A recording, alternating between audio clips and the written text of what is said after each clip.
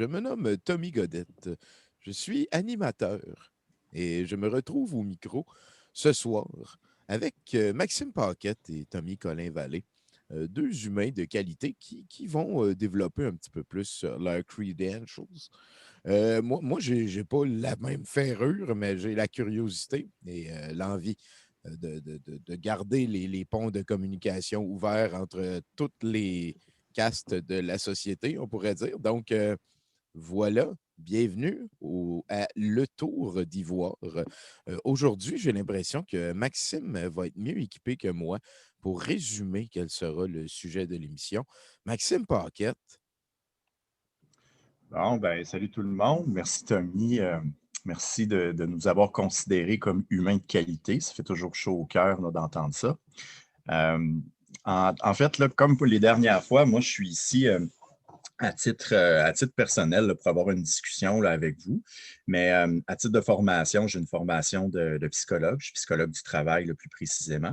J'enseigne aussi à l'Université de Montréal.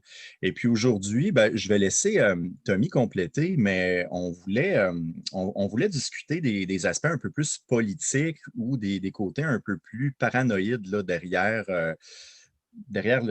différentes visions de la politique. Puis moi, ben, je voulais faire un croche après là, en lien avec les organisations, puis comment justement ça peut être bénéfique, mais aussi un piège de les voir là, avec un œil un peu plus méfiant. Je ne sais Oh, pas si c'est un bon résumé, Tommy, mais je vais te laisser poursuivre.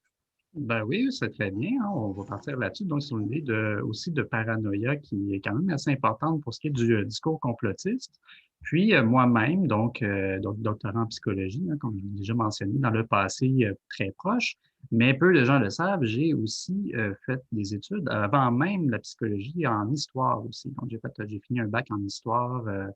Donc, je m'intéressais beaucoup à la base au développement des institutions, que ce soit au Québec, mais même dans l'Antiquité grecque. Donc, j'ai commencé par faire des petites recherches comme ça sur la notion finalement de mécène dans l'Antiquité, puis comment les riches finalement viennent à mettre en place donc des festivals et pour se faire bien paraître, hein. Puis on est un peu encore dans cette mentalité-là actuellement où les riches, oui. pour se faire connaître, se faire bien voir, ben, vont payer des somptuosités, vont mettre en place des programmes, vont faire plein de choses pour se faire bien voir. Et ça peut se revirer contre eux-mêmes. Les gens peuvent voir là des dessins un peu machiavéliques derrière ça, qui vont participer à cette pensée complotiste-là.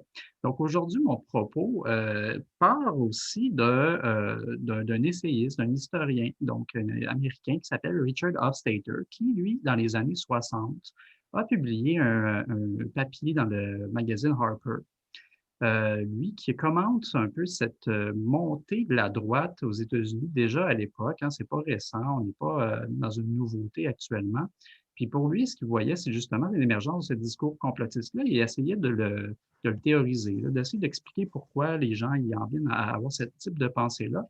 Donc, c'est pas nécessairement pour essayer de les pointer du doigt, mais seulement pour apporter un peu de compréhension sur le processus même d'une croyance complotiste. Puis, ça va me permettre de faire le lien entre, d'une part, la psychologie avec la notion de paranoïa et, d'autre part, la politique avec une notion de représentation paranoïaque de l'histoire. Wow. Hofstadter, lui, nous fait un peu ce parallèle-là, en fait, pour vraiment distinguer les deux choses. D'une part, donc, si on pense à symptômes paranoïaques, là, on pense au niveau clinique, donc une personne qui a une croyance qu'il y a un complot qui est ourdi contre sa personne. Donc, dans la pensée paranoïaque là, de la personne qui a carrément ce symptôme de paranoïa-là, la personne croit qu'il y a une menace envers elle là, qui est imminente. Et cette croyance-là, ben, cette menace-là, en fait, c'est souvent effectivement des individus ou un groupe ciblé qui est un peu nébuleux. Donc, on peut à peu près cibler c'est qui, mais pas encore là, ça regroupe large des fois. Tu sais, ça peut être des homosexuels, comme ça peut être une personne en particulier. Donc, mais ce qui est important, le trait dominant, c'est que cette personne-là croit que c'est vers leur propre personne que la menace est ciblée. Ce que Hofstadter va dire, à l'inverse, lorsqu'on est plus dans une pensée politique paranoïaque, un style paranoïaque qu'il nomme, c'est que c'est pas contre la personne même que la menace est faite. Dans cette croyance-là, la menace est plus, elle vise plus en fait soit un État, soit un style de vie particulier.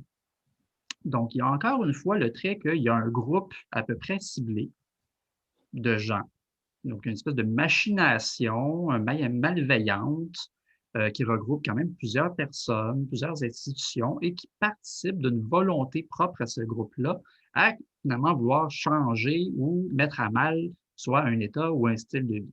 Donc, on peut penser dans le passé, l'Illuminati, ce groupe un peu nébuleux, mais ce que Hofstadter dit, c'est qu'avec l'émergence des médias de masse, le groupe, donc le méchant, entre guillemets, tend à devenir un peu plus concret.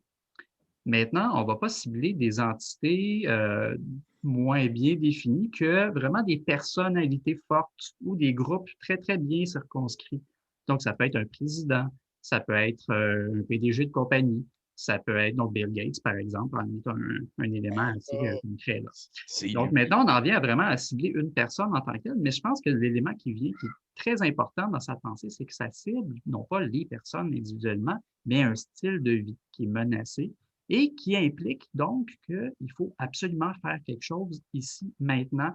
C'est maintenant que ça se passe, c'est maintenant ou jamais. Et s'il n'y a rien qui est fait, on va perdre notre style de vie, on va Notre perdre style l'État, de on va vie. perdre la chose. C'est nos libertés, mettons. Là. Par exemple, ça peut être une valeur. C'est pour ça que d'être obligé de porter un masque, ça devient beaucoup plus grave que de juste mettre ton crise de masque à l'épicerie, genre. Et voilà, et OK, voilà. OK. Ça a des implications dans la conception même que les gens se font du comment ça fonctionne, les organisations, les gouvernements, la politique. C'est que Ah l'élément ouais. central, c'est qu'il y a une croyance forte Tu leur que donnes un pouce, ils vont prendre un pied, là. c'est ça, mais qu'il y a un groupe qui est capable d'avoir une volonté puis d'appliquer des mesures pour faire mal. Et ça, c'est une méconnaissance du fonctionnement des Les organisations, des gouvernements organisations. qui sont complètement intriqués, complexes, où chacun a un petit grain dans l'engrenage. Mais Officiellement. donc, on ne peut pas saisir la complexité vraiment des organisations. Donc, c'est plus simple de cibler un groupe ou une personne en particulier. On va Et ça va passer à permettre POC de faire la POC justement à Maxime. On va passer à POC à Maxime un petit peu.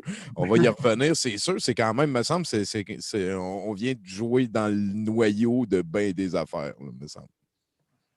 Oui, bien en fait, là, j'avais juste envie de réagir sur ce propos-là avant d'aller plus loin. Puis ce que je trouvais intéressant là, du texte d'Hofstadter, qu'on va pouvoir mettre là, évidemment en lien, c'est que on peut amener des nuances. Puis je trouvais ça le fun aussi de la manière qu'il amenait l'aspect paranoïde comme étant pas nécessairement négatif. Là où je veux en venir, là, c'est que, comme n'importe quoi en psychologie, un comportement ou une pensée paranoïde, ça peut avoir son utilité.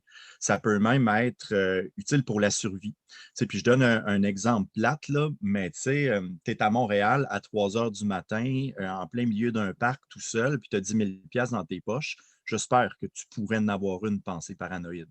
Mais après ça, ce qui va arriver, c'est que ça devient rigide, ça vient à tous les moments de ta vie. Comme par exemple, tu es dans ton salon, puis si tu vois des voitures passer, ben, c'est probablement du monde qui sont là pour venir te ramasser après. Ben là, on comprend là, que c'est là que ça devient un problème. Fait que c'est la même chose, je trouve, avec nos gouvernements, nos organisations. C'est important de garder un esprit critique, mais c'est quand on utilise cet esprit-là pour avoir des réponses faciles à des situations complexes. Je pense que les 2 émissions, là, j'avais utilisé là, une citation là, du pendule de Foucault là, pour chaque situation complexe, il y a une solution simple et elle n'est pas bonne. Ben, j'y reviens encore. C'est un peu le même principe. Là. Ouais. Fait que moi, j'abonde dans le sens de ce que Tommy disait. C'est intéressant, toute cette vision-là. Puis je pense même que c'est utile. C'est quand on le prend à outrance puis qu'on veut démoniser une seule personne, un groupe ou quoi que ce soit, là, on commence vraiment à l'échapper. Ouais. Je ne sais pas, Ça pas ça peut comment tu vois devenir ça un de ton cadre côté. super rigide au travers duquel voile la réalité. Là, si tu dis que n'importe quoi peut être interprété pour que ce soit une swing dans. En tout cas, j'aime ça ce qu'on jase. C'était qui, là? C'était qui? C'était Tommy. Le gars, il fait une face trop contente. Ben, c'est vrai, c'est ce qu'on dit en fait. Je pense que le point essentiel, c'est que la pensée complotiste, comme les idées paranoïdes, socialement, c'est normal. Et tu es très vert en ce moment, Tommy Godette. Ah, ça Juste va te le revenir, mentionner. ça va revenir. Puis, donc, c'est normal. Il y en a toujours eu, il va toujours y en avoir. Il y a toujours un fond de complotisme dans une société. Ce n'est pas quelque chose d'anormal. Ça devient non fonctionnel jusqu'à un certain point quand la rupture est passée, puis qu'il y a une quantité trop importante de gens qui se mettent à réfléchir de cette façon-là. Mais qu'il y en ait, ce n'est pas complètement étrange donc, pour l'esprit humain là, de faire ça. Ça prend un esprit critique, effectivement. Ça prend des gens qui vont remettre en question. Mais quand ce n'est pas canalisé, quand ce n'est pas contextualisé, c'est là que ça devient un peu dangereux. Et là, on a des dérives qui peuvent arriver à ce moment-là, parce que les gens se mettent à agir en fonction de ces croyances-là, ces représentations qui sont simples, comme on disait comme Madison disait avec la citation du pendule de Foucault, et qui peut elle-même mettre du moulin, là, de l'eau au moulin dans finalement des engrenages politiques qui vont leur faire du tort à eux-mêmes, finalement. Hein, les gens, ils pensent qu'ils n'ont pas de contrôle sur ce qui se passe et qu'il y a des gens méchants qui vont contrôler leur vie, mais Fait que ça ne eux-mêmes, donne rien d'aller voter maintenant. lorsqu'ils s'associent, ils décident d'agir ou de ne pas agir. Comme tu le mentionnes, ne pas voter, c'est aussi une action. Mais lorsqu'ils se mettent à agir ensemble et à faire bouger des choses, il y a des conséquences. Et eux-mêmes participent finalement au mouvement social, aux institutions, à leur établissement. Et ça peut être des bénéfiques comme ça peut être néfaste. Donc, eux-mêmes ont un pouvoir qu'ils pensent ne pas avoir finalement. Ouais. Puis même, veut pas, ce genre de réaction-là peut être comprise et utilisée par des personnes mal intentionnées Aussi. pour, avec un petit levier de désinformation, en venir à créer une frange de la population qui va en venir à s'auto-radicaliser pour jouer contre elle-même à un moment donné, fatalement. Wow! Voilà. Fait que c'est quoi qu'on fait? Qu'est-ce qu'on fait pour qu'on s'éduque?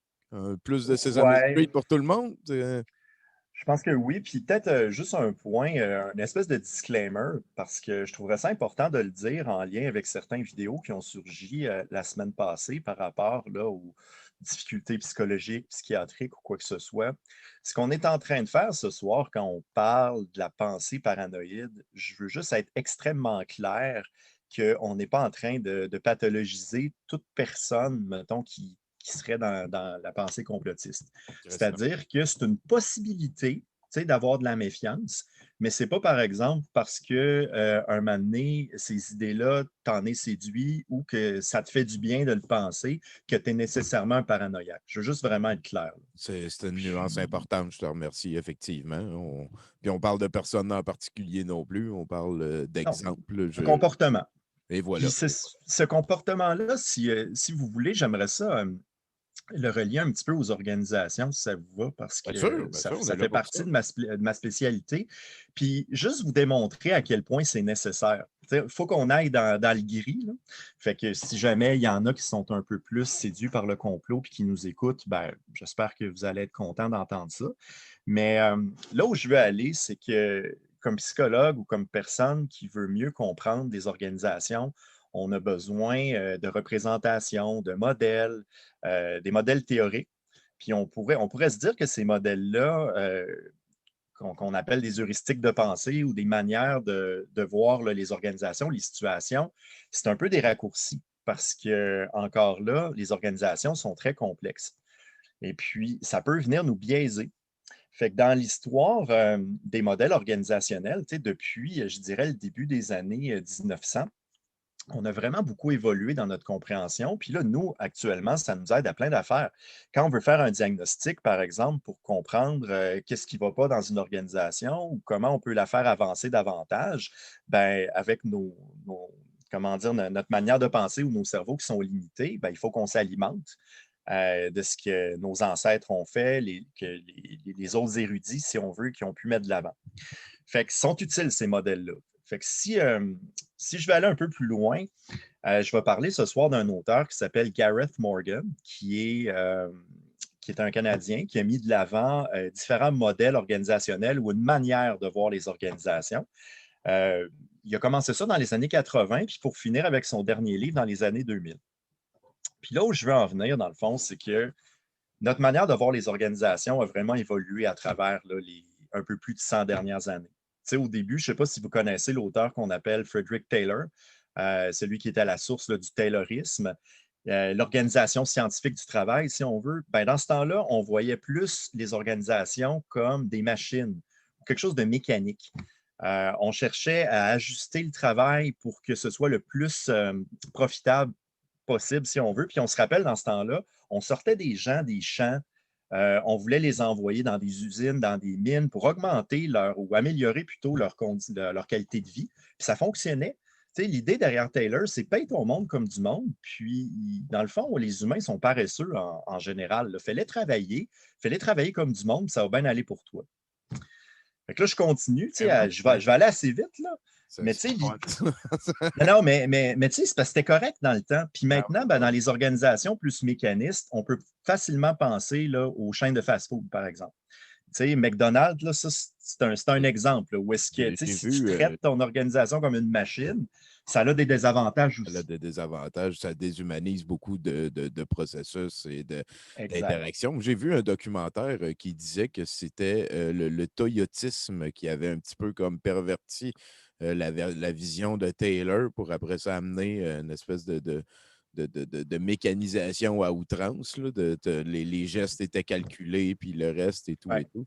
C'est un petit peu bizarre que les institutions soient comme souvent plus au courant d'aspects que la personne qui vit ces affaires-là. Mettons, un exemple, c'est les caissières à l'épicerie. À un moment donné, tu leur demandes comment de livres vous avez l'impression que vous avez déplacé dans votre journée.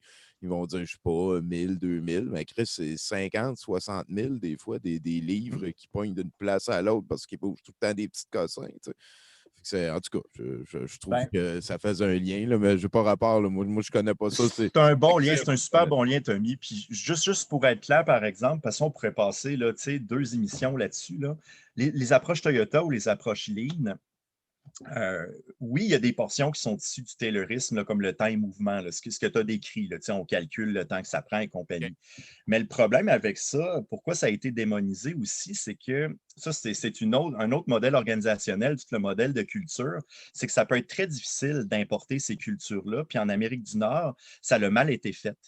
L'idée, c'est que au Japon, on a des cultures qui sont plus collectives. Quand tu fais du lean là, ou l'approche Toyota, non seulement tu vas considérer le temps et mouvement, mais il faut que tu considères l'opinion de tes employés, tu les rassembles, tu vas aller les impliquer dans ta prise de décision. Fait que quand ça a été fait en cabochon, ici, en faisant juste, mettons, le temps et mouvement, puis en faisant pas le reste, ben, c'est clair que ça va pas bien. Fait que ça peut être difficile d'importer ce genre de choses-là. Mais je ne sais pas si tu avais envie de réagir, Tommy, avant que je continue, parce que j'allais finir ma ligne du moi, temps. Tu me parles, puis j'ai vécu ça dans le système de santé, hein, parce que ça a fini par être implanté, le lean, au tournant des années 2000-2010. Puis là, actuellement, ça ne roule qu'à ça. Puis là, on parle de vraiment un travail avec d'autres êtres humains.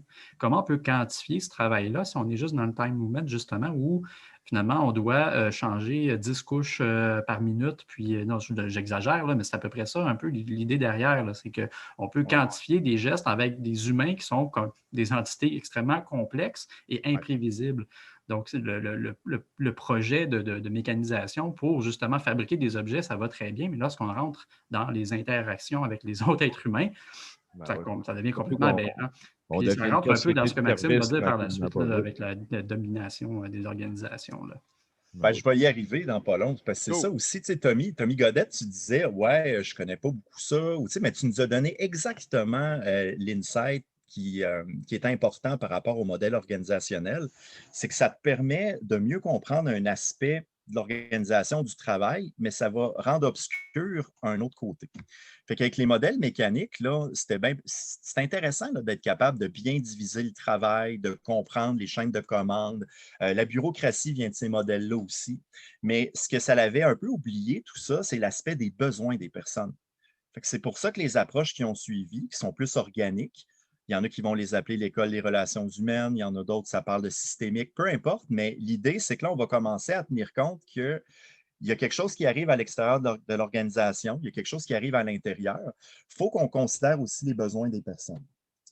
Ça, c'est bien beau. Mais là, si on continue, on se rend compte que c'est bien correct les aspects mécaniques, c'est bien correct les besoins, mais il manque encore de quoi? La prise de décision, comment qu'on pourrait utiliser l'intelligence artificielle ou comment que les gens communiquent dans les organisations. Là, on parle plus de métaphore du cerveau. Mais encore là, ce n'est pas complet. Puis là, on s'approche. Là, on se dit, hey, on a tout oublié l'aspect le politique là-dedans. Tu sais, si tu prends ça de manière super rationnelle, le travail, tu penses aux besoins de manière rationnelle, tu as comme oublié aussi que dans la politique, il faut qu'on compte les intérêts, le pouvoir, puis le conflit. Ça existe, ça. Fait que si on l'oublie, on est encore à côté de la plaque. Puis là, j'arrive à la fin. Si on pense à l'organisation comme instrument de domination, c'est que tout ce que je vous dis depuis le début, là, c'était vraiment des modèles qui nous aidaient à comprendre de manière positive comment on s'organise ensemble, les humains. Tu sais, comment tu fais pour faire du profit, mais en traitant le monde comme du monde. Comment tu t'occupes des besoins de ton monde, des besoins aussi plus sociaux, de pouvoir et compagnie. Mais là, ça oubliait le fait que les organisations, c'est pas toujours rose. C'est ça l'idée, là. Tu sais, quand tu penses à la métaphore de l'instrument de domination, c'est que, hey, il y a des idéologies en organisation qui sont vraiment moralement discutables. Tu sais, exemple, des industries qui vont nuire à ta santé, comme l'histoire là, du complot des cigarettes, là, sont entendus en masse parler. Le concept que vous nous écrirez ceux qui trouvent qu'on va vite, mais le greenwashing, mettons. Tu fais plein de cochonneries à l'environnement, mais tu vas faire des belles pubs ou des belles petites actions pour faire croire que tu es correct, bon, etc.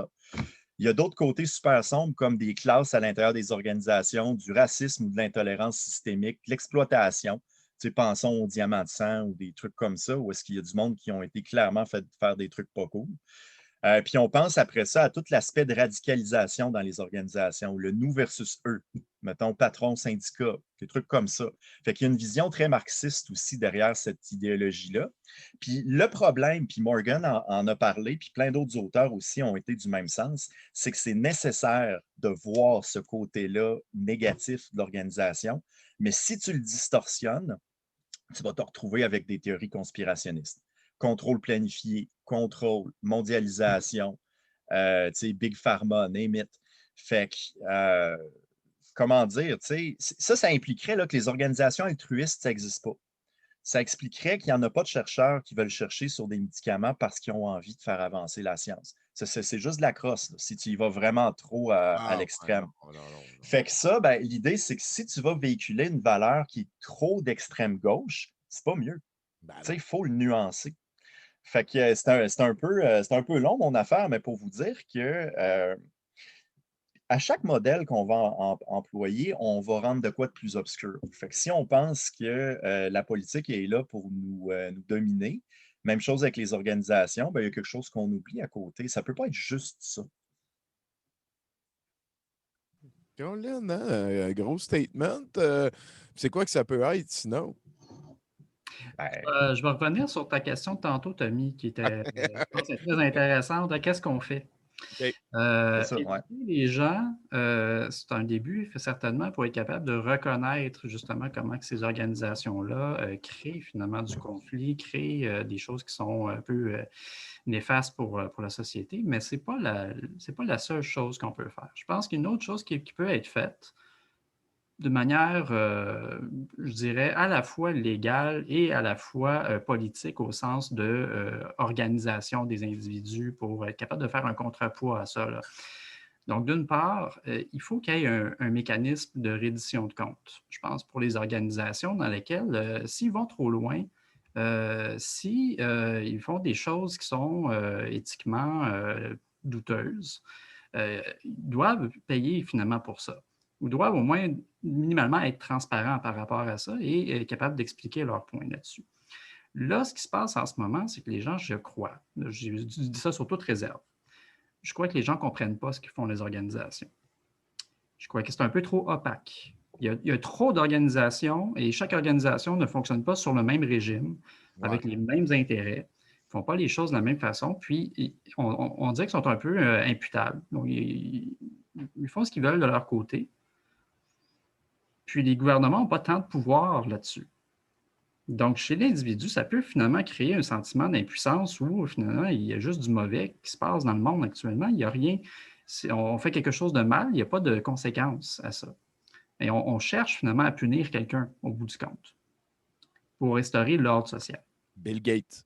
Bill Gates. Donc, il devient une espèce de mouton noir, de tête de turc, qui va permettre justement de passer cette frustration-là. Mais au final, ça devrait s'appliquer à l'ensemble des organisations. Oui. Oui. Cette idée où que finalement, on devrait peut-être réguler davantage certaines choses. Mais ça, c'est collectivement qu'il faut y penser de la manière de le faire et pourquoi il faut le faire. D'autre part, ne pas individualiser le problème, comme Maxime l'a montré tantôt, c'est politique aussi ce qui se passe. Et pour qu'on puisse agir de manière politique, il faut qu'il y ait finalement un regroupement, quelque chose qui est de l'ordre de où les idées peuvent finalement se débattre entre elles, mais dans un cadre qui est sain aussi. Alors que dans une atomisation du discours ou encore dans des bulles, comme on voit avec les réseaux sociaux, il n'y a pas une capacité forte d'organisation des individus là-dedans. Là.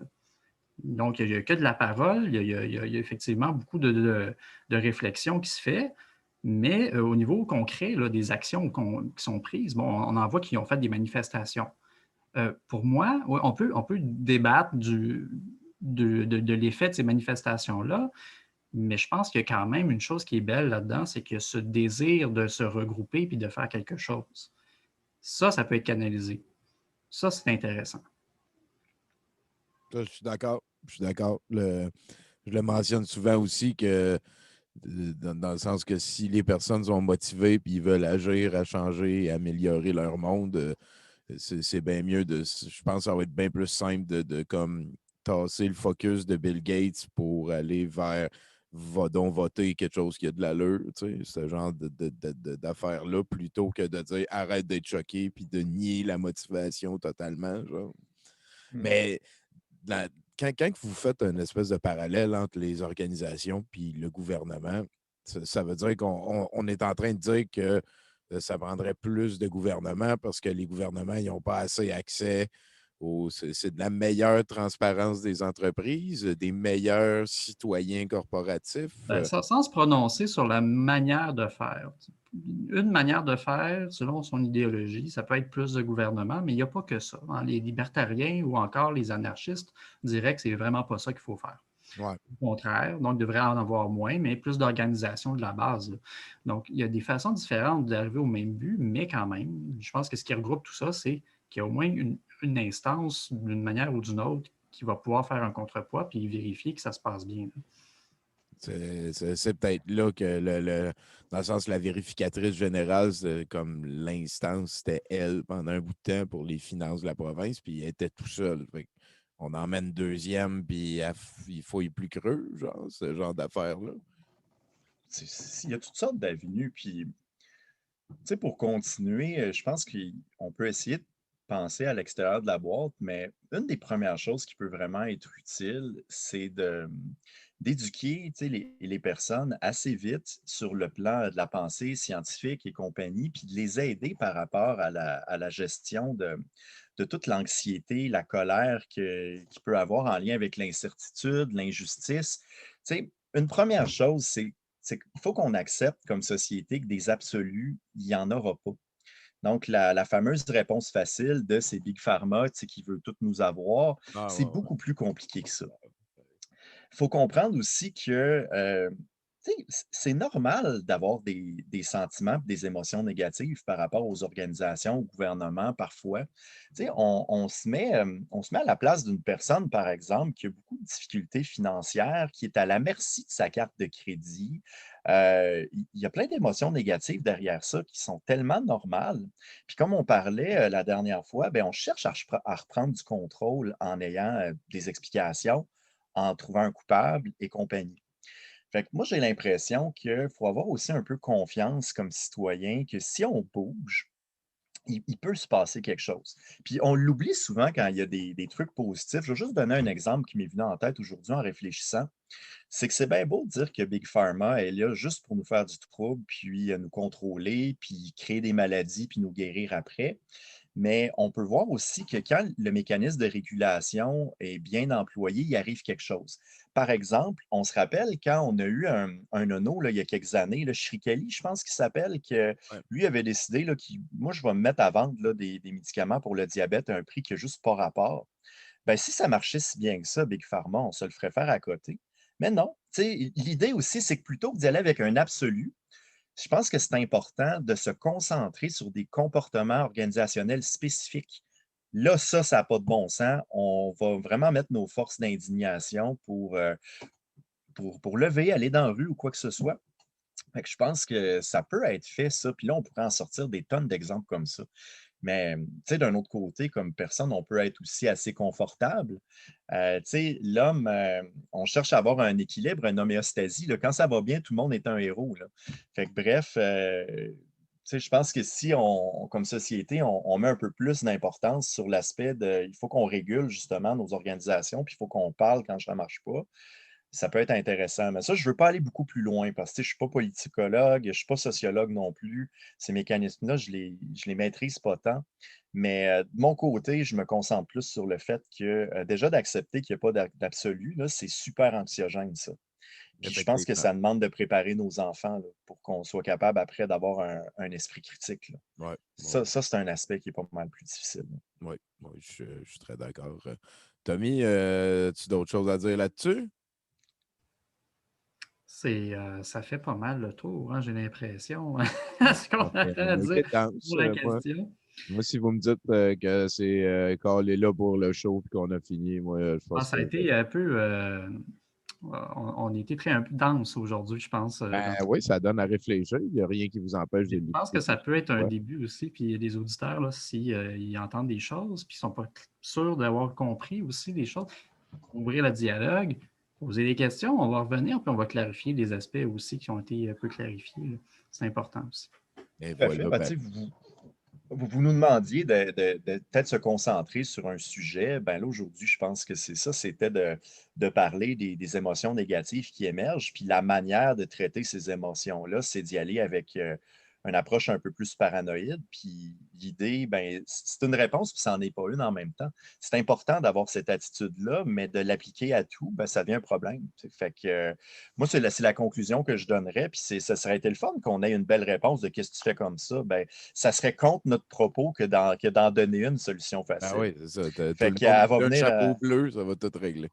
c'est ça. Fait que littératie scientifique, politique, apprendre à gérer cette incertitude-là, mais en même temps être vraiment à l'affût pour les injustices, sans devenir des justice warriors à outrance. Là, je pense que c'est important de de Ouais. de pas se mettre des lunettes roses, là.